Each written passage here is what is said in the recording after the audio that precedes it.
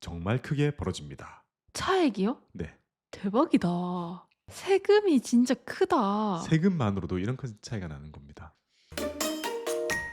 박보미 TV. 바꾸미 TV. 오늘은 몇 페이지죠? 오늘은 40페이지. 많이 왔네요. 40페이지. 음. 이 콘텐츠가요. 네. 생각보다 인기가 많아요. 맞아요. 불면증을 가지신 분들이 많은 것 같습니다. 아니요. 고미님의 그 책 속에 적혀 있지 않은 그런 생각들을 읽을 수 있는 컨텐츠다 보니까 좋아하시는 것 같아요. 거창하기 시작한 콘텐츠는 음. 생각보다 결과가 안 나오는 경우가 많은데 책 읽는 콘텐츠는 편하게 시작한 거잖아요. 근데 이제 다들 좋아해 주시니까 참 좋은 것 같습니다. 자, 40페이지입니다. 나만의 노벨 재단을 만드는 법. 앞서 살펴본 노벨 재단의 사례에서 배울 수 있는 원칙들을 우리의 노후 준비에 어떻게 적용할 수 있을까요? 대답은 연금저축에 있습니다. 연금저축은 노벨 재단과 놀랍도록 유사한 원칙으로 설계된 금융상품입니다. 우리도 연금저축을 통해 나만의 노벨 재단을 만들 수 있다는 뜻이죠. 연금저축이 노벨 재단과 같은 원리로 작동하는 이유, 그리고 이를 통해 우리가 어떻게 평생 마르지 않는 현금 흐름을 만들 수 있는지 더 자세히 살펴보겠습니다. 기대되네요. 깨님에게도 노벨 재단이 있잖아요. 저 있죠, ISA에. 네. 저는 이제 규모가 2천만 원으로 엄청 큰 목돈은 아니다 보니까 한 달에 한 10만 원씩 나오고 있거든요. 근데 예를 들어서 그거를 2억으로 사람들이 만약에 올려서 투자를 한다. 그러면 100만 원이 나오는 거니까 그렇죠. 그렇게 활용할 수 있다는 점에서 되게 좋은 것 같아요. 그러니까요. 투자를 하다 보면 성장을 쫓는 그런 투자가 깨님에게는 좀 더 맞죠. 조금 더 기회가 많고 시간도 많고, 그리고 배당주를 재투자하는 것보다 일반적인 역사에서는요, 주식을 사는 게 수익률이 더 높습니다. 하지만 저는 그런 생각도 해봐요. 노벨 재단이 주는 따박따박 현금 흐름, 저거를 키우는 것도 또 하나의 재미가 아닌가. 되게 네. 재밌어요. 지금 제가 연금저축은 자산배분, ISA는 배당, 위탁은 가치투자 이런 식으로 구분이 되어 있다 보니까 가치투자는 사실상 기다림의 시간이라는 게 엄청 길어서 재미가 없어요. 수익이 확 날 때만 재밌는 거지. 근데 그 순간은 되게 짧으니까 평상시에는 재미를 못 느끼거든요. 근데 이제 ISA에 세팅해 놓은 월배당 포트 같은 경우에는 매월 돈이 나오고 그걸로 내가 맛있는 거 사 먹고 하니까 상당히 재밌어요. 완전히 정해진 날짜에 충분히 내가 예상했던 거의 비슷한 금액이 빠짐없이 매월 나와주니까요. 그게 주는 그 안정감 또는 즐거움, 그런 게 있는 것 같아요. 아무리 나중에 차익이 많이 난다고 하더라도요. 현금 흐름이 주는 만족도는 다른 것 같아요. 그래서 제가 최근에 느꼈던 것 중에, 요즘에 책을 좀 소개해 드리려고 좀 읽고 있는데요. 초보 투자자분들을 위한 책들을 좀 읽고 있어요. 그런데 생각보다 주식 오리엔트된 책이 많은 거예요. 초보책인데도 예, 어떤 느낌이냐면 S&P 500 사면 그냥 다 해결되는, 그렇게 되어 있는 책들이 되게 많아요. 배당주를 사는 것들도 수익률 낮은 거를 굳이 볼 필요 없다라는 결론이 되게 많은 거예요. 음. 근데 저는 또 한편으로는 우리가 노후를 풍요롭게 하는 것도 중요하지만 지금 우리의 삶을 좋아하는 사람들과 배당 받아가지고 디저트 하나 더 사 먹는 거, 그것도 가치를 매길 수 없는 소중한 경험이잖아요. 완전? 그런 것들도 챙겨가기 위해서는 소비를 많이 할 수 있는, 소비에 도움이 되는 그런 작은 노벨 재단이 필요하지 않나라는 생각을 좀 해봅니다. 그래서 지금 너무 기대돼요. 그래요? 책 내용 다 까먹었거든요. 여러분, 깨님은 해가 바뀌면 리셋이 되는 리셋 증후군이 있습니다. 누구보다 빨리 책을 읽었는데 다 음. 까먹었어. 1호 독자였기 때문에 음. 지금은 다 까먹겠죠? 많이 지나가지고. 그럼 읽어볼게요. 세액공제, 정부가 지원하는 노후 준비 보조금. 스스로 노후를 준비하기 위해 저축을 했는데 나라에서 돈을 주는 이상한 제도가 있습니다. 바로 연금저축의 세액공제 제도입니다. 세액공제란 매년 연금저축에 납입한, 즉 입금한, 즉 저축한 금액의 일정 비율을 세금에서 돌려받는 혜택입니다. 연금저축에 가입하면 연간 납입액 중에 600만 원까지 최대 16.5%의 세액공제를 받을 수 있습니다. 쉽게 말해 600만 원을 다 채우면 최대 99만 원을 연말 정산 때 돌려받는다는 의미입니다. 세액공제는 정부가 지원하는 노후 준비 보조금이라고도 볼 수 있습니다. 최대 16.5%의 확정 수익률로 얻는 셈이 되는 거죠. 자, 어떤 투자도 이렇게 확실한 수익을 보장하지 않습니다. 세 공제를 수익이라고 생각을 한다면 연금저축은 시장 논리에 전혀 맞지 않는 정말 말도 안 되는 혜택을 가지고 있습니다. 왜 전기차 보조금 같은 게 있죠? 시가죠. 그때그때 다릅니다. 총량 같은 게 아마 정해져 있을 거예요. 그래서 타이밍에 따라서 달라진단 말이죠. 그것도 이유가 뭐겠어요? 많이 사게끔 만드는 요인이겠죠? 네. 전기차의 유일한 단점이 뭘까요? 비싸다? 비싼 겁니다. 어. 인프라가 있는 사람들이 기본적으로 고민을 할 것이고요. 비싼 게 단점인데 그 단점 때문에 구매가 망설여지는 것을 도와주기 위해서 보조금이 나오는 거고요. 결국 보조금이 하는 역할은 좀 더 많은 사람들이 할 수 있도록 유인책을 주는 거죠. 자, 세액공제도 마찬가지입니다. 연금저축을 더 많이 하기 위해 우리나라에서 주식 투자를 했을 때 돈을 벌어도 세금을 안 내죠. 그 이유가 뭘까요? 주식 주식을 많이 해라고 음. 아무도 안 하니까. 근데 지금은 다 하죠. 그래서 세금이 생기냐 마느냐 하는 논의가 나오는 겁니다. 음. 마찬가지로 지금은 여러 가지 혜택들을 우리가 누릴 수가 있습니다. 대표적인 게 연금저축 세액공제 받죠? 네. 건보료 안 내요. 그죠? 그것도 언젠가는 생길 수 있어요. 원래라면 내야 되는 걸로 나와 있다면서요. 네. 근데 그동안 하지 않았던 건 뭐예요? 많이 하시라고. 음. 연금저축 많이 하시라고. 지금은 제가 생각할 때는 조금 아쉽거든요. 왜냐하면 퇴직연금은 450조, 500조 얘기가 나옵니다. 정말 크고 빠르게 성장을 했단 말이죠. 제가 옛날에 있을 때는 200조도 안 됐었던 걸로 기억을 할 정도예요. 정말 빨리 늘어난 반면에 연금저축은 700만 명 이상이 하고 있으나 여전히 펀드에는 그렇게 많은 돈이 있지 않은 것 같아요. 아 다 보험이라고 했죠. 네. 그래서 거기에 있는 많은 사람들이 이제 머니 무브가 일어나고 있습니다. 음. 연금저축으로 옮겨오고 있지만 여전히 한참 시간이 남았다고 생각을 해요. 그래서 연금저축을 먼저 하는 우리는 얼리 어댑터에 가까운 사람들인 거예요. 음. 그래서 우리는 많은 혜택들을 누릴 수 있다라고 말씀드리고 싶어요. 나중에 혜택이 없어지더라도 건보료 같은 게 생기더라도 우리는 지금 어쨌든 없을 때 많이 누려볼 수 있겠죠. 근데 궁금한 게 이미 많이 쌓여 있는 것에서 건보료를 내거나 하는 게 아니에요? 아니죠. 매월 받을 때 받는 금액의 음. 얼마. 납입하는 과정에서는 뭔가 세금적인 문제가 일어나진 않는 거네요. 그쵸. 내는 거는 원래 문제가 없고 음. 건보료를 부과하는 기준 자체가요. 소득에 부과하도록 되어 있습니다. 소득. 아 그래서 내가 타 쓰는 것도 영향을 미칠 수도 있다. 그게 연금소득이거든요. 입에 작은 연기 기억나죠? 네. 그런 것처럼 입에 작은 연기도 전부 내가 어떻게 모았던지는 중요하지 않고 음. 내가 받게 되는 것들을 다 수익으로 표기를 한 거고 합쳐서 내게 되는 거잖아요. 건보료도 마찬가지로 내가 받는 다양한 수익들을 합치게 되는데 지금은 사적연금에서 받는 것들은 그냥 합치지를 않고 있습니다. 음. 여기에 더해 IRP까지 활용을 하면 연간 900만 원까지 세액공제를 받을 수 있어서 최대 148만 5천 원의 절세 효과를 누릴 수 있습니다. 30년 동안 이렇게 세액공제를 꾸준히 받는다면 총 4,455만 원의 세금을 절약할 수가 있습니다. 어마어마하죠. 모으기도 힘든 돈이 세금인 거예요. 자, 이렇게 절약된 세금을 그 금액을 재투자를 한다면 그 효과는 더욱 커집니다. 단순히 음. 모으기만 해도 이렇게 큰 돈인데요. 이 돈이 30년이란 시간인 거잖아요. 자, 30년 동안의 4,455만 원은요. 1%의 수익으로만 굴려가도 어마어마하게 커집니다. 30년의 복리라는 것은 정말 무시무시한 거죠. 즉, 우리가 저번에도 얘기했던 것처럼 단기적으로 복리를 느낄 수 없을지도 몰라요. 그리고 그걸 느끼기엔 우리가 아직 너무 어릴지도 모르고 음.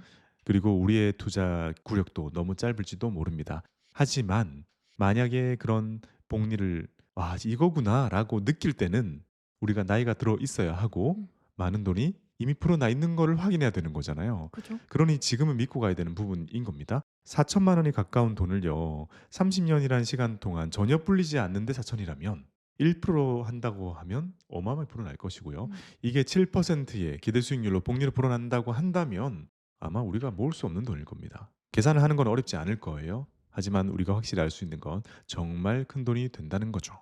그리고 연말정산 컨텐츠를 저희가 찍은 걸 기억나나요? 아니요. 거기 보면 잘 네. 봐요. 소득공제는 신용카드를 쓰면 300만 원 해줍니다. 그리고 전통시장 이런 것들을 활용하면 막 100만 원씩 더 해줍니다. 이런 식으로 소득공제는요 100만 단위가 나옵니다.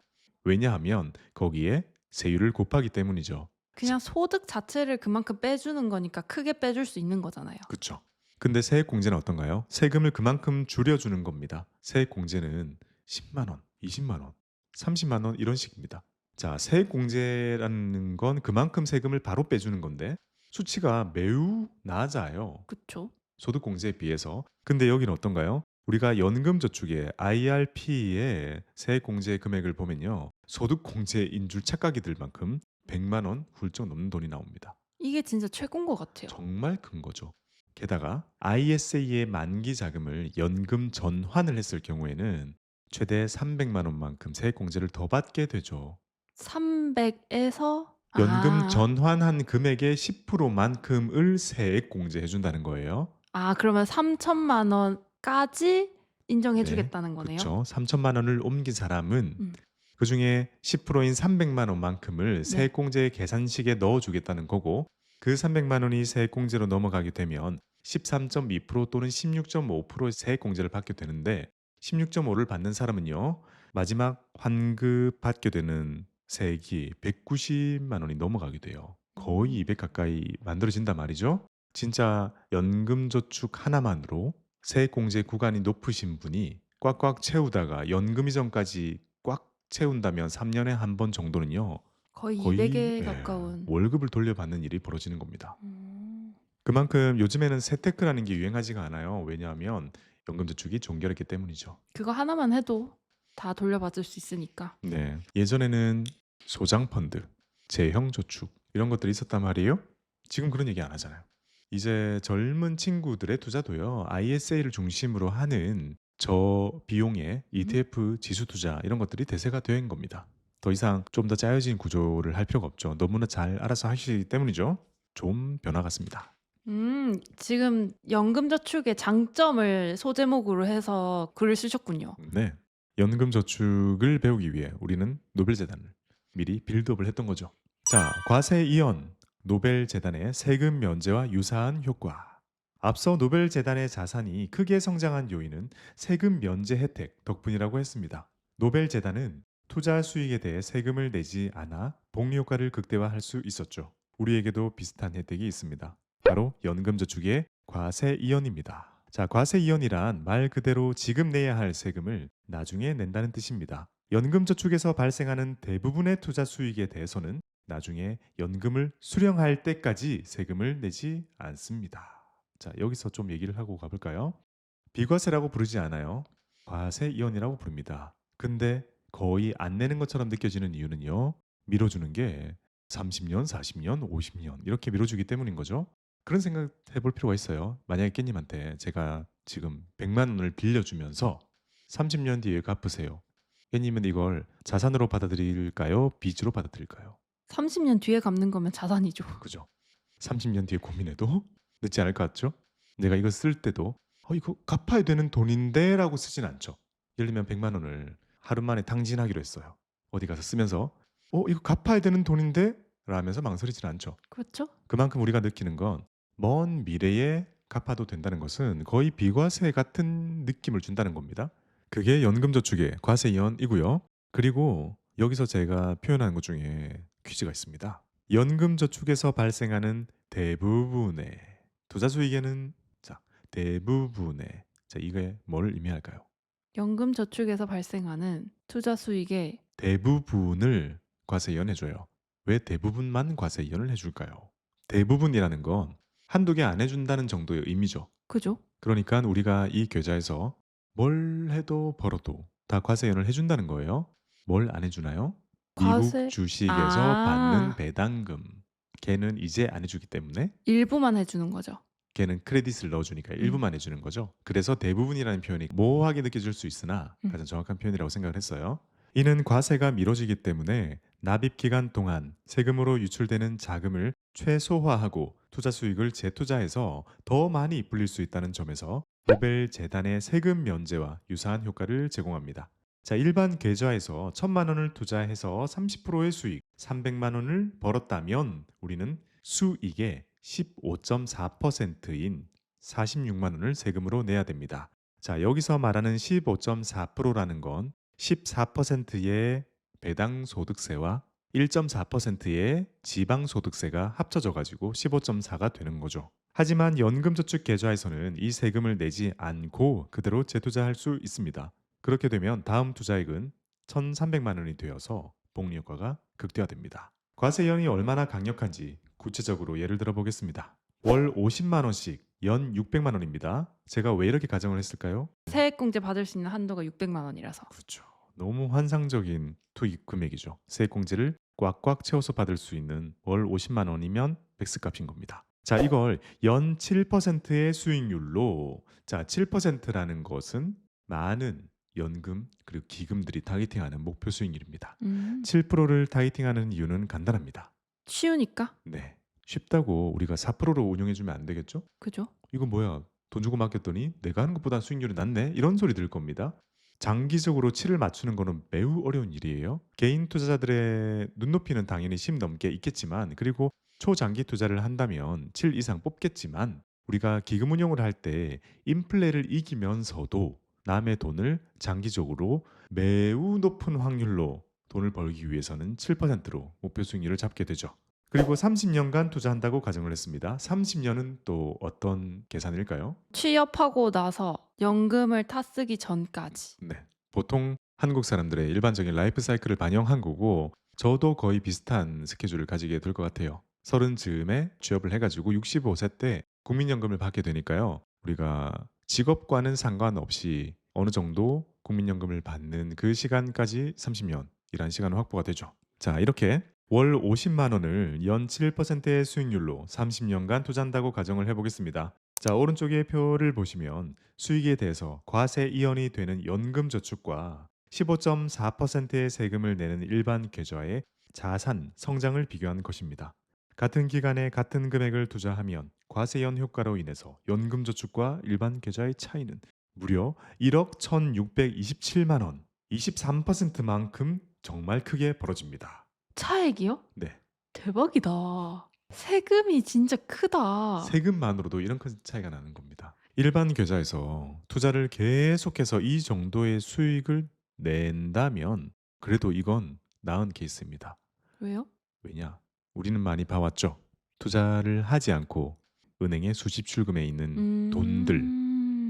그러니까 일반 계좌에서라도 투자를 이렇게 7%를 기대 수익률로 했으면 다행인 거네요. 네. 여기 보면 거의 5억 원 가까이 돈이 모이잖아요. 네. 이거는 좋은 케이스인 거죠. 음. 그러니 우리가 연금저축을 이용한다는 건요. 어찌 보면 좋은 방법 안에서도요. 최고의 효율을 찾은 거죠. 그러네요. 사실상 예금으로만 해 놔도 15.4를 떼는 건 마찬가지잖아요. 네. 근데 거기서 세금 혜택까지 볼 수 있는 연금 계좌로 넘어오는 게 맞고. 네. 그리고 세금만으로도 15.4를 그때그때 내는 게 23.38%의 노후 자금의 차이를 만든다는 건 정말 놀라운 일이죠. 와, 대박이다. 1억 천? 그러니까 우리가 세금으로 무슨 1억이나 차이가 날까라는 생각이 들죠. 자, 여기서 더욱 눈여겨봐야 할 점은 과세이연의 효과가 시간이 지날수록 기하급수적으로 커진다는 것입니다. 투자 초기의 1년 차이는 0.48%로 차이가 있나? 라는 정도로 미미하지만 10년이 지나면 6%, 20년 후에는 13%, 30년 후에는 23%로 점점 격차가 벌어집니다. 과세 이연은 투자 기간이 길면 길수록 복리 효과와 결합해서 더욱 큰 수익을 가져다 주죠. 자, 우리는 스노우볼을 굴린다라는 표현을 많이 합니다. 스노우볼을 굴릴 때 우리는 눈이 계속 달라붙기를 바라죠. 그 달라붙는 건 일부는 우리 돈, 일부는 수익금인 거예요. 근데 스노우볼이 굴러가다가 울퉁불퉁한 길을 만나거나 자갈길 같은 걸 지나가게 될 때는요, 상당히 많은 부분이 깎이겠죠. 그게 세금입니다. 클만 하면 깎이고, 클만 하면 깎이고, 정기적으로 세금을 내는 건 그런 길을 굴러가는 스노우볼이라고 볼 수 있겠죠. 근데 이렇게 세금 혜택을 받을 수 있는 계좌에서 굴린다는 거는 아무런 자갈 그런 장벽이 없는 곳에서 떼우르르 굴렸을 때 푹 불어나는 그런 느낌이겠네요. 네. 지금 내가 눈사람 정도의 크기에 내가 손으로 만들 수 있는 거잖아요. 걔를 굴린 거고, 걔가 끊임없이 수십 년 동안 굴러간다고 생각을 해보는 거죠. 월 50만 원을 30년간 투자를 했을 때 원금은 1억 8천만 원이지만 과세이연과 복리 효과가 더해져서 일반 계좌보다 1억 1,627만 원만큼의 추가 자산을 형성할 수 있습니다. 이는 원금의 약 65%에 해당하는 엄청난 금액입니다. 은퇴 자산을 준비하는 데 있어서 연금 저축의 과세 이연 혜택을 활용하는 것은 장기적으로 큰 차이를 만들어냅니다. 우리가 해마다 16.5%를 돌려받기 위해 투자를 하는 것 그 뒤에는 길다란 또 다른 하나의 세계관이 있는 거죠. 음. 우리가 영화를 볼 때도요. 어벤져스 시리즈 같은 거를 볼 때 하나하나에 다 스토리가 있지만 큰 줄기가 있죠. 그죠. 근데 큰 줄기는 나중에 엮였을 때 비로소 극적인 영화가 만들어지는 거잖아요. 그전에는 우리는 작은 하나하나의 단편적인 영화를 보면서 그 즐거움을 느끼면서 큰 세계관을 받아들이게 되는 겁니다. 투자도 마찬가지인 거죠. 우리는 해마다 복리 그런 거 몰라요. 그리고 스노우볼 이런 것도 잘 몰라요. 하지만 우리는 해마다 16.5% 또는 13.2%라는 세액공제라는 단편 영화를 보고 있는 거예요. 근데 한쪽에 시간이 지났을 때 우리에게 완성이 되는 건 어벤져스 같은 이런 훨씬 큰 차이에서 오는 만족도를 나중에 느낄 수 있다는 거죠. 자산 배분, 노벨 재단에서 배우는 장기 투자 전략. 노벨 재단은 장기적인 관점에서 주식 비중을 55%까지 유지하는 과감한 자산 배분 전략을 펼쳤습니다. 연금저축 계좌에서도 이와 유사한 자산 배분 전략을 적용할 수 있습니다. 일반적으로 젊을 때는 위험 자산인 주식의 비중을 높게 가지고 가다가 은퇴에 가까워질수록 안전 자산인 채권의 비중을 높이는 것이 좋습니다. 은퇴를 앞둔 시점에서 시장에 폭락이 발생하면 그동안 축적한 노후 자산이 급격히 감소할 수 있기 때문입니다. 그리고 감소된 그 상태에서 어쩔 수 없이 인출이 발생하기 때문에 우리는 음. 이 리스크를 반드시 컨트롤해야 되는 거죠. 자, 이러한 위험을 방지하기 위해 은퇴 시기가 다가올수록 주식 비중을 단계적으로 줄여가는 것이 필요합니다. 자, 여기에 대한 미국의 수많은 개인 투자자들의 고민이 있어요. 그 많은 사람들도 S&P 500을 비롯한 주식 투자를 평생 열심히 했을 거 아니에요? 주식 언제 줄이느냐에 대해서 고민이 많아요. 근데 이거 생각해 보면 진짜 중요한 것 같은 게 네. 저희가 지금 지나온 22년, 23년, 24년, 25년을 돌아보면 각 그 연도마다 은퇴하신 분들이 있을 거 아니에요. 그쵸. 그러고 그때 이제 투자를 멈추고 뽑았어야 하는 분들이 각 연도마다 있을 텐데 22년에도 주식 비중이 높았으면 속상했을 거고 23년에도 속상하셨을 거고 24년에도 속상하셨을 거고 21년은 어때요? 21년. 2,500 가던 코스피가 1,400 떨어졌을 때 연금 수령 시작. 그러니깐요. 그래서 사실상 주식이라는 그 변동성을 내 마음속에 항상 가지고 있다가 은퇴하는 시점에 내가 이걸 탔어야 된다고 하면 확실하게 나올 수 있는 그런 채권 자산으로 옮겨 놓는 것도 진짜 중요한 것 같아요. 지금이야 지금 은퇴하셔 가지고 이렇게 팔아서 배당으로 타 쓰시는 분들은 좋으시죠. 그렇죠. 근데 노후라는 거는 확실히 안정된 무언가가 나오는 게 맞는 것 같아요. 그리고 돈에는 대부분 타이머가 없죠. 하지만 은퇴 시점에 생깁니다. 마감이 생기고 만기가 생기죠. 돈에 드디어 시간의 제약이 처음으로 들어가게 된단 말이에요.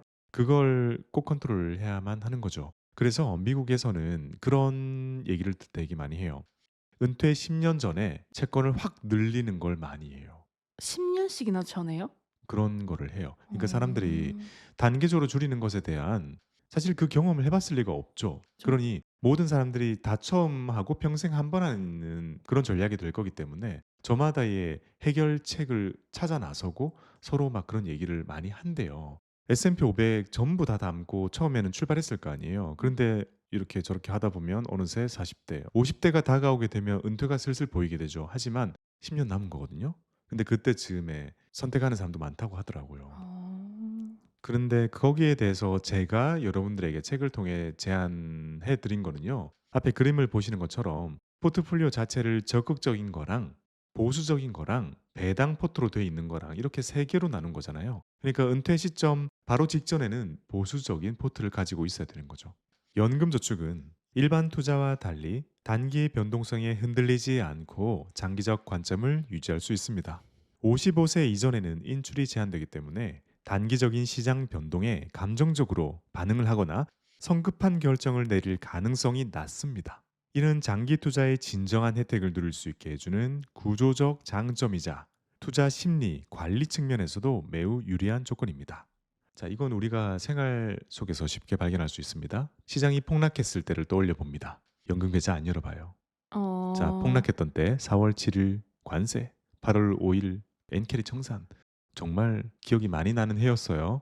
연금 계좌 안 열어봅니다. 뭐 할 수 있는 게 없잖아요. 어차피 할 수 있는 네. 거 딱히 없기도 없고 우리가 가지고 있는 다른 가치 투자 계좌를 열어보는 것이 더 당연히 마음이 가는 행동인 거죠. 그러니까 사실상 시장이 어떻든 간에 연금 계좌는 내 나이가 50 세거나 52 세, 53 세, 54 세가 아닌 이상 그렇게 관심을 둘 것 같진 않아요. 왜냐면 지금 뭐 뽑아 쓸 것도 아니고 이걸 해지하고 내가 그 목돈을 쓸 것도 아니라면? 그게 장점입니다. 묶이는 게 장점이라고요? 네. 개인의 입장에서는 단점이라고 생각하지만 네. 사회적인 관점에서 봤을 때는 네. 장점이다. 네. 그래서 가끔 저는 이런 표현도 합니다. 연금저축의 단 하나 유일한 단점이 뭔 줄 알아요? 돈이 묶인다는 겁니다. 연금저축의 장점이 뭔 줄 알아요? 돈이 묶인다는 겁니다. 네. 묶이기 때문에 붙게 되는 겁니다. 제가 그런 예시도 든 적이 있죠. 저축 보험 아. 금리가 중요한 게 아닙니다. 그거는 안 내면 실효돼요. 보험의 효과가 없어져요. 아 진짜? 네. 그러니까 진짜 강제예요. 연금저축은 자율이잖아요. 그래서 연금저축을 따박따박 50만 원씩 모으겠다. 저 때는 34만 원이었죠. 34만 원을 따박따박 채워서 세액공제 풀로 받겠다고 하는 사람들은 매번 실패를 하고 금리 1%밖에 안 주는 저축보험은 사람들이 잘 모으게 되는 이유는 거기서 온다는 거죠. 강제성. 네. 연금이나 이런 자산관리 영역에서 자기 결박이라는 요소에 대해서 강조를 합니다. 음. 자기 결박이라는 것은 우리가 참아야 되는 고통, 그러니까 우리의 욕망을 스스로 이기는 고통 자체를 없애야 된다는 거예요. 만약에 상상을 해볼게요. 깨님 계좌에 1억이 들어있어요. 현금으로 있어요. 네. 출금이 돼요. 네. 참을 수 있어요? 아니요? 못 참죠. 네. 참으면 고통이죠. 근데 또 다른 예시가 있습니다. 깨님의 이름이에요. 1억이 들어있어요. 아예 손도 못 대고 출금 못 해요. 마음 편하죠. 그죠? 어차피 못 빼는 거. 그래서 자기 결박이라는 요소는요. 장기 투자에 특히 자산 관리 시장에서 중요한 부분입니다. 약간 그런 거죠. 청도개 같이 5년이라는 기간이 딱 묶임으로써 내가 어쩔 수 없이 계속 넣어야 되는 그런 시스템을 말하는 거죠. 그렇죠. 그런데 청도계는 중간에 페널티가 많이 줄었잖아요. 네. 근데 원래는 페널티가 많이 있어야 돼요. 그런 거는. 중도 해지했을 때 그만큼의 이율을 안 준다 이런 네. 식으로. 네. 중도 해지했을 때 페널티가 크게 있어야 됩니다. 자, 연금저축은 혜택을 크게 줍니다. 하지만 거기에 준하는 페널티를 줌으로써 우리가 현실 세계에서 연금저축 깨는 사람을 극히 보기 어려운 이유입니다. 연금만큼은 이 정도로 아프게 만들어놔야 돼요. 중요하니까. 연금저축을 운용할 때 TDF, 타겟 데이트 펀드, 그리고 글로벌 ETF, 인덱스 펀드 등을 활용하면 노벨 재단과 같은 효과적인 자산 배분 전략을 쉽게 구현할 수 있습니다. 이런 상품들을 활용한 구체적인 운용 방법은 3부에서 더 자세히 알아보겠습니다. 자, TDF죠. 뒤에 가면 많이 나오고 제가 많이 말씀드리는 TDF입니다. TDF는 벤치마크 된 거잖아요. 미국에서의 오리지널은 TRF입니다. 우리는 이름을 조금 바꿨어요. 45페이지입니다. 저율과세, 분할 수령, 마르지 않는 현금 흐름 만들기. 이것도 노벨 재단을 빗대어서 얘기하지만 연금저축의 장점이라고 볼 수 있겠죠. 자, 노벨 재단의 자산이 크게 성장할 수 있었던 또 다른 비결은 수익으로 소비하되 원금은 건드리지 않는다라는 원칙을 우리는 배웠습니다. 자, 연금저축도 이 원칙을 구현할 수 있도록 설계가 되어 있습니다. 연금저축은 55세 이후부터 최소 10년 이상 연금으로 나누어서 받도록 설계되어 있습니다. 이는 연금을 급하게 소진하지 않고 오랜 기간 안정적인 현금 흐름을 유지하게 하기 위한 장치입니다. 노벨 재단의 원칙과 정확히 일치하는 구조입니다. 노벨 재단의 원칙과 일치한다는 구조, 이게 뭐냐면요. 55세 이후 그리고 10년 이상 나누어 받는다는 두 가지의 제약만 있어요. 그러면 10년 이상으로 쪼개서 받아야 된다라는 게 포인트거든요. 우리가 어떤 돈을 목돈을 모으고 나서 10년 이상으로 쪼개요. 그런 돈은 없죠. 없죠. 그리고 10년 이상 쪼갤 거면 어차피 조금씩밖에 못 뽑습니다. 한도가 또 따로 설정이 돼요. 그런 장치가 더 있단 말이죠. 그러면 결국 조금만 뽑을 거라면 그리고 나머지 목돈은 그대로 둬야 한다면 투자해야 되는 거죠. 그리고 배당 뽑는 거죠. 자, 음. 이거는 아주 간단한 원리입니다. 지금 다시 깨님의 계좌 속에 10억이 들어있는 거예요. 그리고 한 달에 300만 원만 뽑았을 수 있습니다. 거기서 300만 원만 뽑았어야 돼요. 네. 10억 어떻게 할 거예요? 그러니까 10억에서 첫 달 300만 300만 원을 원 뽑고 나머지 뽑았습니다. 금액은 그쵸. 가만히 둘 리가 절대 없죠. 두면 안 되죠. 그리고 300이면 그냥 제 것만 넣어놔도 되죠. 그죠. 그거를 우리는 돈을 주면 당연히 할 겁니다. 그게 바로 수익 소비의 원리를 그대로 보여드리고 있는 거고 노벨 재단도 그렇게 하고 있고 우리도 연금 계좌에서 돈을 모으고 나면 그렇게 해야 된다는 의미가 되는 거죠. 그래서 이제 수령할 시점에 월배당 포트로 세팅을 바꾸는 이유가 이거네요. 네. 게다가 연금을 수령할 때 적용되는 세율은 일반 금융소득세율 15.4%보다 훨씬 낮은 3.3%에서 5.5%입니다. 나이가 많을수록 세율이 낮아지는 구조이기 때문에 80세 이상부터는 3.3%의 최저세율이 적용이 됩니다. 즉, 연금 수령 시기가 늦어질수록 세금 혜택이 커지는 구조입니다. 장수 리스크를 대비하는 데 큰 도움이 되는 거죠. 오래 음. 살아도 세금을 덜 땜으로 인해서 남아있는 돈이 작아질 수 있는 거잖아요. 그때는 세금을 더 작게 내도 된다는 겁니다. 이게 연금저축에서 투자를 했을 때 장점이 세액공제, 그다음 과세이연, 저율과세잖아요. 음. 근데 세액공제를 해준 최대 16.5%가 아까 말씀하신 수익률을 얹고 간다라는 그 음. 개념으로 봤을 때도 장점이고, 그다음에 과세를 이연해 줌으로써 세금을 안 내서 아까 그 1억 얼마까지 차이 났던 그런 효과를 얻을 수 있는 것도 장점이고, 그러고 나서 아무리 안 떼야 되는 것도 세금을 뗀다고 하지만 연금저축에서 그걸 다 혜택을 받았기 때문에 이 정도는 진짜 적은 세율이라는 거네요. 그렇죠. 그거 다 받고 그리고 아까 제가 뭐라 했어요? 지금 15.4%안 내는 거랑 그걸 30년 뒤에 3.3, 5.5로 내는 거랑 이거 완전히 차이 많이 나는 거죠. 비교할 게 안 되네. 그렇죠. 그런 질문도 있었거든요. 이거 나중에 연금 수령하면 세금 떼는데 하는 게 좋은 게 맞아요?" 이런 질문을 막 하시더라고요. 근데 처음부터 끝까지의 과정을 보면은 확실한 장점이네요. 그거는 어떤 계산을 갖다 대 봐도요. 음. 무조건 장점입니다. 음. 그렇게 나오는 이유가 뭔지 아나요? 자, 우리가 보험을 하잖아요. 네. 연금은 보험 시장이 훨씬 큽니다. 아시죠? 연금 하는 사람 얼마 안 돼요. 연금 저축도 보험으로 많이 하지만 연금 보험이라는 형태로 연금 준비를 하시는 분들이 훨씬 많아요. 200조가 넘어요. 우리 연금 저축 이것만 다 합해도 몇십 조 안 됩니다, 지금. 그러면 그 200조의 연금 보험의 특징이라는 건 세율이 낮지만 특징이 두 가지가 있는데 하나는 10년 이상 부으면 비과세줍니다. 그리고 하나는 금액이 작더라도 평생 수령이 가능해요. 그런 장점들이 있는 거죠. 근데 그런 거를 제가 가지고 와서 계산을 해 봤을 때는 금액으로 보면 수익률이나 이런 걸로 보면 터무니없긴 해요. 낮아요, 제 기준에서는. 하지만 그런 장치들이 주는 여러 가지 심리적인 게 좀 있는 거죠. 예를 들면 세금 안 내잖아요. 나중에 아예 안 내거든요. 얼마나 수령하든 간에. 네. 그러니까 그것과 이걸 비교했을 때 '세금을 나중에도 내는데 이게 더 합리적인 게 맞나?' 비교를 해볼 필요가 있는 음. 거죠. 계산을 해 보거나 연금저축을 좋아하는 저 같은 경우에는 예를 들면 그 상품을 보면서 '야 수익을 뭐 줘야 세금을 떼지. 음. 비과세라는 게 의미를 가지려면 수익이 많이 있어야 되지 않니?'라는 생각을 저는 하게 되는 거고 그냥 단순히 있다 없다의 관점에서 보게 된다면 '야 세금 나중에 안 내는 게 더 좋지 않나?'라는 생각을 좀 하게 되는 거죠. 그래서 세금은 없는 거를 보다 보니 이걸 봤을 때 젊을 때 혜택을 주긴 주는데 나중에 3 에서 5 세금을 다 떼네? 그리고 이익에 대해서만 떼는 게 아니라 세액공제를 받은 원금에 대해서도 일단 다 떼는 거잖아요. 네. '이거 엄청 큰 거 아니야?'라고 좀 걱정을 하게 되는 거죠. 더 낯설게 느낄 음. 수도 있는 겁니다. 하지만 계산해 보면 절대적으로 얘가 훨씬 낫습니다.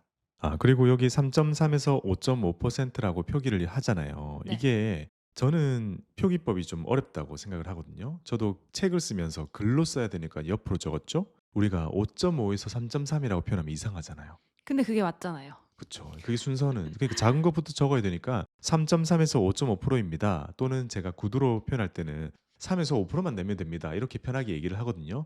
근데 현실에 있는 우리는 먼저 접하는 게 5%, 시간 지나면 4%, 그다음에는 3% 이렇게 줄어갑니다. 외우기 쉬운 방법은요. 55세 때부터 우리가 연금 수령이 가능하잖아요.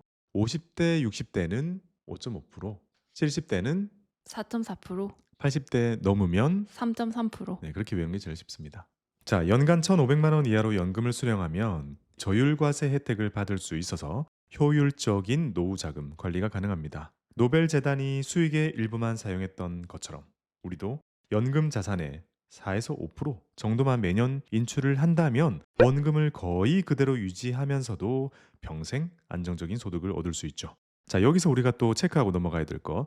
연간 1,500만 원, 월 125만 원 수준입니다. 우리가 연금을 얼만큼 모으던 간에 뽑았을 수 있는 거는 월에 125만 원이 최대값이라는 매우 큰 한계를 보여준다는 거죠. 여기에 대해서는 제가 영상을 만들어 놓은 거를 꼭 보셨으면 좋겠어요. 왜냐하면 자, 첫 번째, 이 한도가요. 옛날에는 정말 낮았고요. 제가 있을 때는 1200이었고요. 얼마 전부터 1500으로 올라간 겁니다. 물가가 오르고 연금을 더 많이 준비하는 이런 트렌드가 깊어지고 많은 사람들이 하고 돈이 커질수록 얘도 상향될 거라는 기대를 가져야 된다고 저는 생각을 해요. 자, 음. 세법은요, 언제 어떻게 바뀔 겁니다라는 것을 예고하지 않습니다. 하지만 이런 기본 전제가 있죠. 언제든 바뀔 수 있습니다라고 돼 있습니다. 그러니 먼 미래에 1,500은 아닐 거다라는 게 저희의 1차적인 믿음이에요.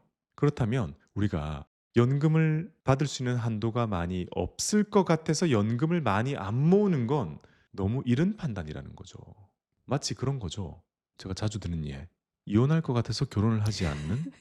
그리고 좋은 대학에 들어갈 것 같지 못해서 공부를 아예 미리 포기해 버리는 그런 거는 선택을 하면 안 되는 거잖아요. 해 보고 그때 가서 거기에 맞는 답을 찾아 나가서야 되는 게 우리의 여정이잖아요, 인생의 여정이. 그래서 많은 경우에 진짜 지금 이 순간에도요. 많은 분들이 "야 그거 1,500 밖에 못 받는데 왜 준비해?"라는 음. 생각을 많이 합니다. 하지만 그래서는 안 되는 거죠. 그리고 또 하나 제 영상 다른 거 찍어 놓은 거에서 말씀드리고 싶은 건 1,500을 넘어도 세율 부담 별로 커지지 않는다라는 거였습니다. 왜냐하면 넘어도 종소세로 넘어가죠. 종합소득세로 넘어간다는 겁니다. 종합소득세에 연금소득을 넣을 때는요. 공제를 해 줍니다. 그 음. 공제가 작게는 600, 많게는 막 900 이렇게 해 준다는 말이에요. 그러면 실질 세금이 높아지지 않는 사람이 정말 많아요. 그러니 돈을 진짜 다양한 곳에서 많이 벌고 소득원이 다양하신 분들은 어쩔 수 없겠지만 그게 아니라면 일반적인 직장을 다니며 연금 자산을 극대화시킨 사람에게는요. 세부담 그렇게 커지지 않아요. 자세히 설명을 드릴 수 없겠지만 어쨌든 결론은 직장 다니면서 다른 거 많이 안 하고 금융 자산을 열심히 모으신 분은 연금을 많이 받는다고 세부담이 드라마틱하게 막 부담스럽게 커지지 않는다는 겁니다. 이제 퇴직하고 나서 연금을 수령할 때를 가정한 거죠. 근로소득이 없다. 근로소득이 없어지니까 세율이 네. 확 내려간다는 그 전제가 하나 들어가는 거고 그다음에 두 번째는 임대소득이 있다거나 다른 사업을 하고 있다거나 그런 걸 많이 하지 않는다는 전제가 있는 거죠. 즉 연금을 엄청 많이 모았고 연금에서 많은 돈이 나온다 가정을 했을 때 다른 소득이 많이 없다면 세금 커지지 않습니다. 음. 그거 근데 지금 기준으로 1,500 넘게 뽑았었을 때 이제 종소세로 넘어가는 경우도 있지만 그냥 16.5로 분리과세하는 경우도 있지 않아요? 네. 두 가지 중에 선택할 수 있는 거죠. 그러면 자기한테 좀 더 유리한 방법을 찾으면 되는데 웬만한 금액까지는 그래도 종소세로 넘겨도 그렇게 세부담이 크지 않을 거다. 네. 그리고 계산을 해 봤을 때 다른 소득이 많아서 종소세 구간이 높은 사람은 종합소득세로 넘어가면 무조건 불리해 지겠죠. 그런 사람은 당연히 16.5를 선택하겠죠. 즉 우리가 16.5를 내는 게 최고 높은 세율인 겁니다. 그러면 정말 소득이 많아서 종소세를 많이 내는 사람이 먼 미래에 16.5를 내고 연금을 타는 것도 좋은 선택이라는 거죠. 세액공제 미리미리 많이 받았잖아요. 그리고 나중에 먼 미래의 시점에 인플레 감안하면 훨씬 작은 돈을 내는 셈이라고 했습니다. 먼 미래에 16.5를 낸다는 건 작게 내는 거라고 볼 수 있는 거죠. 그리고 그런 고민이라면 행복한 고민 아닐까요? 왜냐하면 종소세는 이미 3, 40%더 높을 수도 있죠. 그런 사람이 연금에 있어서만큼은 16.5만 내고 받는다. 라고 생각하면 그 사람 본인이 느끼는 세율도 충분히 크지 않다. 만족할 수 있을 겁니다. 그만큼 연금 많이 준비해도 되는 겁니다. 특히 인출 단계에서는 4% 룰을 고려한 지속 가능한 인출 계획이 필요합니다. 시장 상황에 따른 유연한 인출 금액 조정과 필요한 생활비 그리고 투자 수익의 균형 이런 것들을 맞추는 것이 중요합니다. 자, 이렇게 하면 3억 원의 연금 자산으로도 연간 1,200만 원이라는 안정적인 소득을 평생 유지할 수 있습니다. 음. 제가 요 멘트 지금 46페이지에 처음으로 나온 3억 원이죠. 네. 제가 다른 데 출연을 했을 때 연금에 대한 접근 자체가 많이 달라요. 투자를 하지 않는 사람들에게는 머릿속에 투자를 하며 배당을 뽑아 쓴다라는 수익 소비의 개념이 없겠죠. 없죠. 그래서 제가 어느 채널을 가든 첫 질문이 뭔 줄 알아요? 노후 자금을 얼마 모아야 돼요? 예요. 그러니까 최종 목표 금액을 명확히 설정하는 것부터 출발해요. 아. 근데 투자는 그렇지 않잖아요. 그죠. 근데 그거를 어쨌든 물어보니까 제가 항상 답변하는 게 3억이면 충분합니다. 일반적인 4대 보험대는 정규직 직장을 평생 다녔다는 그런 삶이 사실 더 평범한 거니까 그런 삶을 가정을 했을 때 3억이면 충분합니다. 국민연금 받고 퇴직연금 작더라도 거기 위에 얹고 거기 위에 3억 원으로 만든 그 친구를 5%를 받아가지고 1년에 1,500만큼 125를 더 한다면 월 300을 맞추는 게 어렵지 않다라는 그런 논리를 제가 역으로 만들어내는 거예요. 그래서 3억 원이면 충분합니다. 어때요, 여러분? 생각보다 3억이라는 돈 할만하지 않나요? 우리가 SNS를 너무 많이 봐가지고 20억 이런 얘기를 하는 겁니다. 현실은 3억만 있어도 노후에 빈곤은 탈출되는 거예요. 라는 얘기를 하면 다들 놀라고 대부분 제 영상에는 썸네일에 여러분 3억이면 됩니다. 노후 준비 3억이면 오케이. 오케이. 그렇게 올라가게 되는 이유입니다. 근데 그렇게 올라가도 제가 괜찮은 게 그게 진짜예요. 너무 SNS나 이런 것들이 우리의 생각을 인플레를 먹여놨어요. 제가 언제 그런 걸 또 느끼는 줄 알아요? 자, 대기업에 다닐 때였습니다. 네. 대리까지 달았어요. 급여 많이 올랐죠? 성과급도 받고 저는 개별 인센티브 받았으니까 적지 않게 잘 벌었습니다. 저는 그 정도 되면 진짜 거기 업계에서도 순위권인 거잖아요. 서울에서 진짜 길에 허다하게 보이는 BMW 5 시리즈와 벤츠 E클래스 이런 차들을 쉽게 살 수 있을 줄 알았어. 택도 없죠? 택도 없어요. 그거 SNS 보면 그 차 같지도 않아요. 나중에 SNS에는 그런 거 보면 그냥 평범한 차 이렇게 표현이 돼요. 그죠. 한 페라리 정도는 그러니까 돼야지. 예. 현실은 진짜 다르죠. 현실은 그것만 사도 카푸어의 길이에요. E클래스 8천 넘던데? 아 진짜. 네. 저 친구랑 같이 갔거든요. 와 진짜 깜짝 놀랐어요. 아니 이걸 서울에서 그렇게 많이 타는 거야? 제가 그때 놀랐던 점은요. 아 내가 SNS로 보는 거는 모터쇼에 간 거였구나. 박물관에 간 거였어요. 그래서 SNS는 좋은 거를 골라봐야 되는데 음. 그런 거는 보지 말자. 지금 시작하는 작은 실천의 위력. 노벨 재단의 자산이 크게 성장할 수 있었던 마지막 비결은 시간입니다. 120년이라는 긴 시간 동안 복리 효과가 작용했기 때문에 엄청난 자산 증식이 가능해졌죠. 제가 마지막으로 확인했던 게 그때 9천억이 넘는다고 했었죠, 대략. 음? 연금 저축을 30세에 시작하는 것과 40세에 시작하는 것의 차이는 생각보다 훨씬 큽니다. 월 50만 원씩 연 7%의 수익률로 투자한다고 가정을 했을 때 차이는 다음과 같습니다. 30세에 시작해서 55세까지 25년 동안 모은다면 3억 9천만 원. 40세 늦었다고 생각할 때 시작해서 55세 때까지 15년 투자를 한다면 1억 5천입니다. 자, 되게 이중적인 생각이 들죠. 두 가지입니다. 40에 시작해도 늦지 않다. 왜냐, 목표는 3억이니까요. 또 하나는, 야, 30대에 시작하면 3억은 훌쩍 넘네. 훨씬 빨리 달성이 되는구나. 자, 이렇게 10년의 차이가 무려 2.5배의 차이를 만들어냅니다. 이게 바로 시간의 마법입니다. 자, 두 경우의 차이를 좀 더 자세히 살펴보면 다음과 같습니다. 표를 보시면 30세에 총 1억 5천을 그동안 넣었던 거예요. 그리고 2억 4천의 수익이 불어 총 3억 9천이 만들어진 거죠. 즉, 대략적으로 4억을 만드는데 1억 5천이 필요하다는 겁니다. 자, 40세에 시작을 하셨다면 9천을 넣었는데 6천이 붙어서 1억 5천이 된 겁니다. 내가 넣은 돈보다 수익이 훨씬 작죠. 모인 돈도 크긴 하지만 엄청난 격차는 여기서 생기는 거죠. 1억 5천을 부어서 2억 4천이 더 더해진 사람과 9천을 넣었는데 6천이 더해지는 사람으로 나뉘는 겁니다. 여기서 봤을 때 차액은 6천이죠. 내가 부은 원금의 차익은 6천이지만 수익의 차이는 얼마인가요? 그것보다 3배가 더 큽니다. 대박이다. 결국 돈을 많이 넣는 것보다 더 중요한 건 더 일찍 넣는 겁니다. 자, 위의 표에서 연금저축의 총 납입액의 차이는 6천만 원에 불과하지만 최종 자산의 차이는 2억 3,500만 원으로 4배 가까이 큽니다. 더욱 놀라운 것은 수익의 차이입니다. 30세에 시작하면 2억 4천을 얻을 수 있지만 40세에 시작을 하면 6,500만 원에 그칩니다. 수익의 차이가 무려 1.8억 원 정도 납니다. 자, 물론 40대나 50대에 시작한다고 해서 절대 늦은 것은 아닙니다. 하루라도 젊을 때 시작하는 것이 유리하지만 혹시 지금 늦었다고 생각하실 필요 없이 지금 바로 시작하시는 것이 5년 후에 시작하는 것보다는 낫다는 거죠. 40대에 시작해도 은퇴까지는 15년, 길게는 20년 일을 더 하신다면 아마 25년, 30년까지도 가능할지 모릅니다. 자, 이렇게 50대라도 최소 시간이 주어집니다. 그리고 후에 수령하는 기간도 10년 이상이나 됩니다. 자, 이 기간에도 남은 자산은 계속 운용하면서 충분히 복리 효과를 누릴 수 있습니다.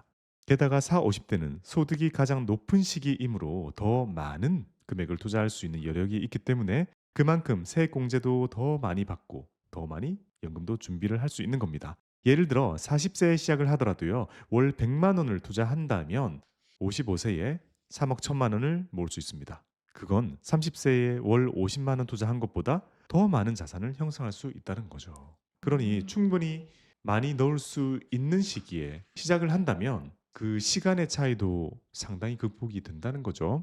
자, 2025년 6월 현재 연금저축에는 910만 명 이상, IRP에는 320만 명 이상이 가입해 있다는 사실은 더 이상 연금저축이 선택이 아닌 필수가 되었음을 보여줍니다. 자, 특히 젊은 세대들에게 연금저축은 단순한 저축수단이 아닌 노후의 삶의 질을 결정짓는 핵심 요소가 될 것이 분명합니다. 연금저축이 노벨재단과 똑같은 원리로 작동하는 이유를 정리해보면 다음과 같습니다. 괜히 한번 읽어볼까요? 지금까지 계속 얘기했던 거네요. 네, 정리 한번 해줄까요? 연금저축이 노벨재단과 비슷한 이유. 1번 세액공제. 연금 납입액의 최대 16.5%를 세금에서 돌려받는 혜택으로 즉각적인 확정 수익률 제공. 과세 이연, 연금 인출 시까지 투자 수익에 대한 세금을 미뤄 복리 효과를 통해 자산이 더 빠르게 성장. 자산 배분, 투자 기간에 맞춰 주식과 채권 등 다양한 자산에 전략적으로 투자금을 분산하는 방법. 장기 투자, 수개월이나 수년이 아닌 수십 년의 시간대로 투자해 단기적 시장 변동의 영향 감소. 복리 효과, 원금과 축적된 수익 모두에 대해 수익을 얻어 시간이 지남에 따라 기하급수적으로 성장. 조율 과세, 일반 금융소득세율 15.4%보다 낮은 세율 3.3에서 5.5%로 연금 인출. 분할 수령, 최소 10년 이상 자금을 점진적으로 인출해 원금을 보존하면서 지속 가능한 소득 창출. 네, 이렇게 연금저축은요. 세액공제, 과세 이연, 자산 배분, 장기 투자, 복리 효과, 저율 과세, 분할 수령이라는 노벨 재단과 비슷한 식의 운용이 가능하고요. 이렇게 했을 때 우리의 노후는 저는 해결된다라고 생각하는 거죠. 연금저축의 특징 완전 총정리네요. 네. 그야말로. 자, 우리는 이제 연금이 월급이 되는 시대를 살고 있습니다. 지금 당장은 부담스러울 수 있지만 미래의 나를 위한 투자로서 연금저축만큼 확실한 대안은 없습니다.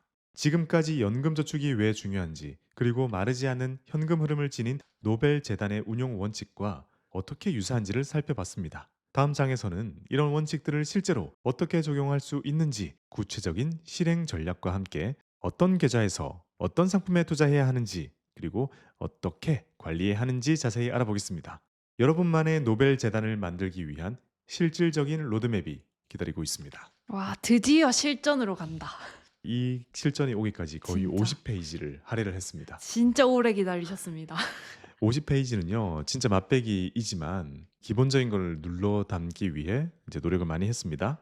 근데 진짜 이 연금이라는 거는 어쨌든 지금 50세든 55세에 시작하시든 간에 5년은 무조건 해야 되는 거잖아요. 붙는 거 5년, 받는 거 10년. 그러니까 그래서 최소 15년이라고 볼 수 있는데 그런 투자를 장기적으로 끌고 가려면 이런 50페이지에 준하는 마인드 세팅이 필요한 것 같아요. 전체 중에 상당 부분을 마인드로 이제 했고요. 그 뒤부터는 이제 되게 실전적인 것들이 많이 나옵니다. 말하고 싶은 게 진짜 많았는데 책을 내다 보면 되게 묘한 딜레마에 빠집니다. 뭐요? 예를 들면 저는 훌륭하신 구루 선생님들의 책을 보면 두껍잖아요. 네. 보통 500, 600페이지입니다. 너무 멋있거든요. 네. 근데 저는 그렇게 내면 안 된대요. 아, 그러면 힘들죠, 읽기가. 그러니까 그래서 뺀 부분이 되게 많습니다. 아, 실전편에서도요? 그쵸. 더 해주고 싶었던 얘기나 음. 이런 것도 많았는데 이제 뺀 게 되게 많죠. 그러면 하다 보면은 더 설명해 주시고 싶은 부분이 많겠네요. 그쵸. 아까 보면 사적 연금의 한도 1,500만 원이 의미하는 것에 대해서 얘기해도 한 30분은 그냥 걸릴 거예요. 한 번 더 짚어줄 필요는 있을 것 같아요. 간략하게 한번 정리를 해 보고 넘어가자면 사적 연금이라고 부릅니다. 국민연금 아닌 거. 사적 연금이라는 것을 받을 때 한도를 정해 놓은 거죠. 왜냐하면 이게 없다면 너무 많은 연금을 부자들이 받게 되는 그런 게 있겠죠?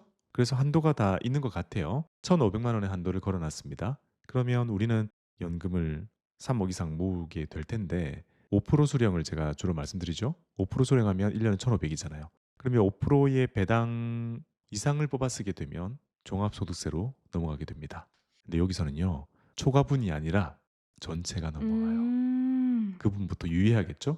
그러니까 어중뛰게 넘어가봤자 조금 넘치는 분만 세금 나오겠지 하면서 1,600 이렇게 받으면 안 된다는 거예요. 확실하게 넘을 거면 2,500 이런 식으로 넘기거나 네. 그게 아니라면 1,500 이하로 맞추는 게 중요하네요. 네. 이하로 맞추는 게 중요하고요. 이하로 맞추는 가장 첫 번째 방법은 연금 수령 기간을 길게 가지고 가는 겁니다.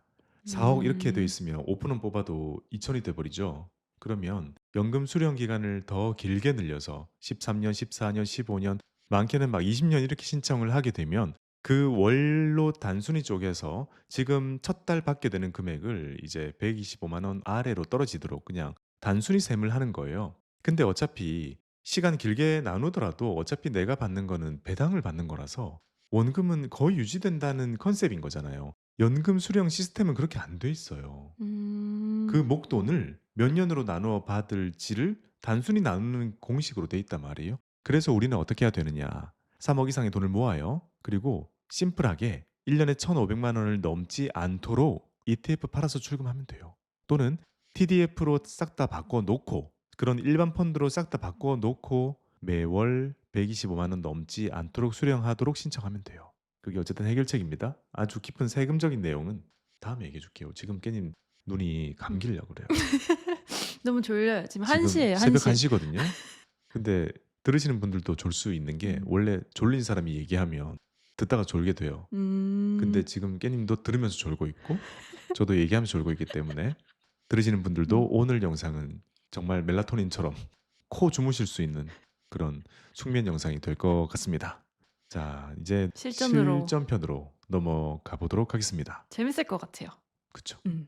저희 강점이 그거잖아요. 그래서 이제 마인드 세팅이 끝났잖아요. 9 편까지 나왔을 것 같은데 지금까지 들으시면서 더 음. 궁금했던 점 있으시면 댓글로 쫙 남겨 주시면 제가 모아서 오. 다시 고민 님한테 보완 요청드릴게요. "이거 좋습니다, 설명 좋습니다. 부족했습니다." 이렇게. 좋습니다. 다들 주무셨을 거예요 근데. 네. 조용히 물러가도록 하겠습니다. 네. 여러분 성투를 기원합니다. 감사합니다. 안녕히 계세요. 박보미 TV 박구미 TV